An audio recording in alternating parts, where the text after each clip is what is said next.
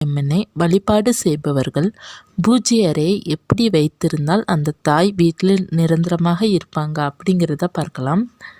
பொதுவாகவே எந்த வீடு நல்ல மனமாக இருக்கோ அந்த வீட்டில் தெய்வீக கடாட்சம் நிலைத்து இருக்கும்.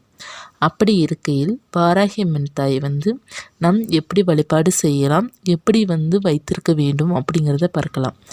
வீட்டில் சிலையோ படமோ வைத்திருப்பவர்கள் அந்த வீட்டில் இருக்கிற சிலைக்கும் படத்திற்கும் வாசனை திரவியங்கள் வைத்து நம்ம பொட்டு இடுவது ரொம்ப சிறப்பு. அதாவது ஜவ்வாது, பன்னீர், சந்தனம், மஞ்சள் இதை கலந்து நீங்கள் சந்தன குங்குமம் வைத்துவிட்டு வரலாம். வைத்துவிட்டு வாராகி தாய்க்குன்னு தனியாக ஒரு தீபம் ஏற்றி வைப்பது ரொம்ப ரொம்ப சிறப்பு. அந்த அகல் விளக்குக்கு வாரத்திற்கு ஒரு முறையாவது மஞ்சள் குங்குமம் வைக்கணும். படத்திற்கோ அல்லது சிலைக்கோ வாரத்திற்கு ஒரு முறையாவது மஞ்சள் குங்குமம் எல்லாம்